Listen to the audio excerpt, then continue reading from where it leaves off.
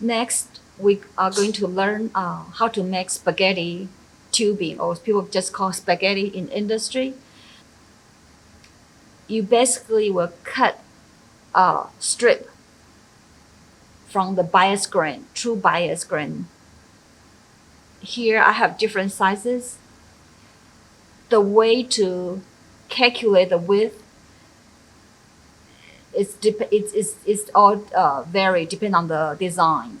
So for example, if you want to finish your spaghetti quarter inch, you will quarter inch times 4 plus an eighth.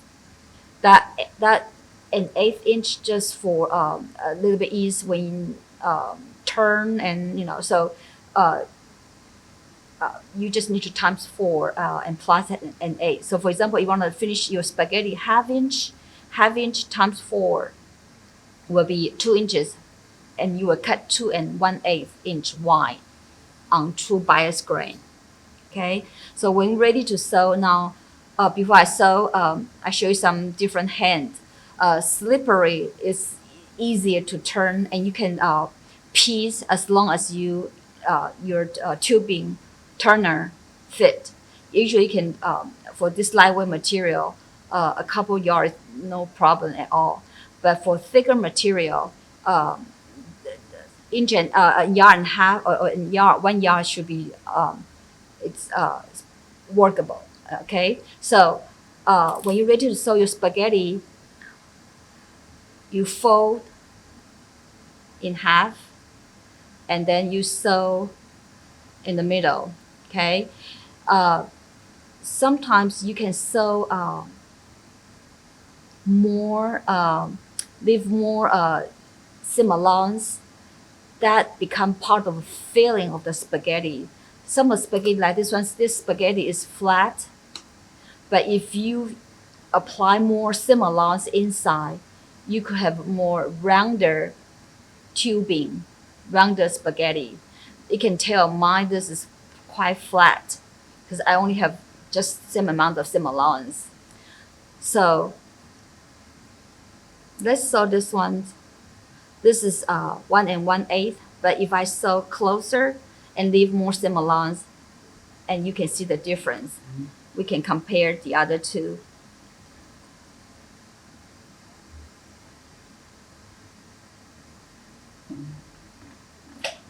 I'm just gonna sew about 3/16 wide and leave the rest uh, more than a quarter for the seam allowance.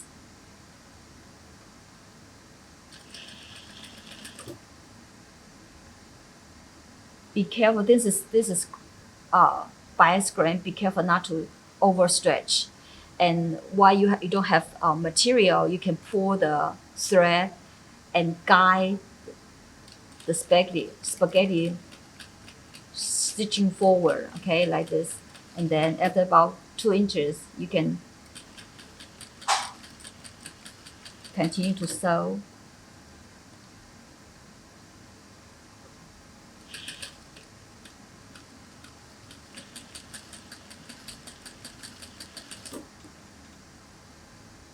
I like to use my left hand hold the fabric in front of me and use my right hand to hold the fabric after stitching to make sure they are in the same place, same position, correct position.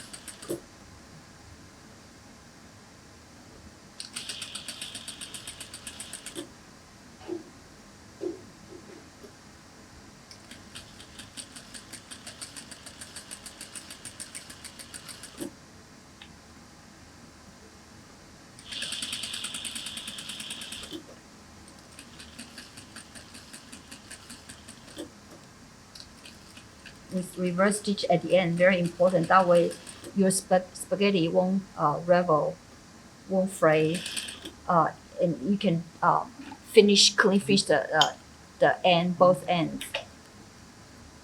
Good. Okay. Now, you're ready to use a spaghetti turner. Okay. Use this side bigger.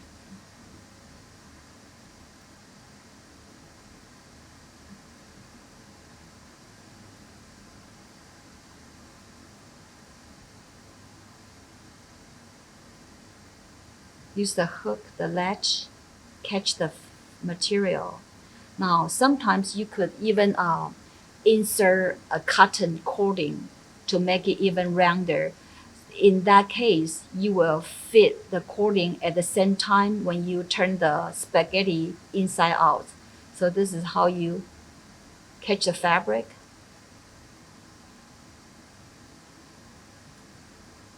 Sometimes I use sewing machine to help me. And since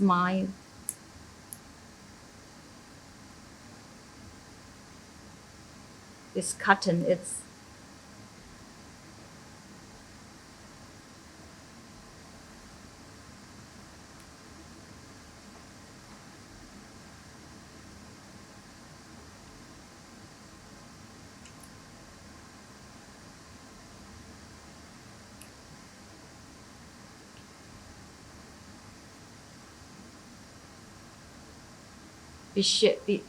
be very gentle because you don't want your fabric break. So the hook will lose. You will lose the hook.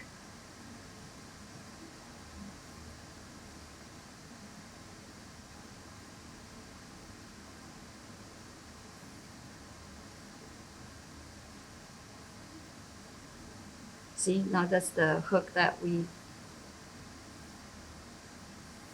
insert the turner. So you can see the spaghetti. You can tell the difference. I leave more material, more than half the fold, and so the spaghetti is rounder. Okay. If you have friend at home or sister, they can hold that part for you. If you're alone, sometimes I use toe sometimes.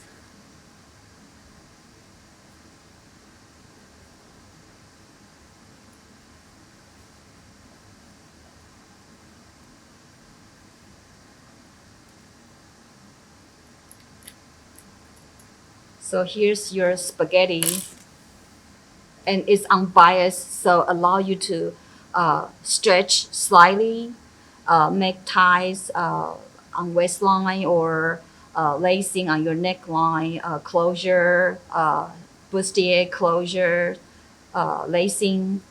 The top and end, we can use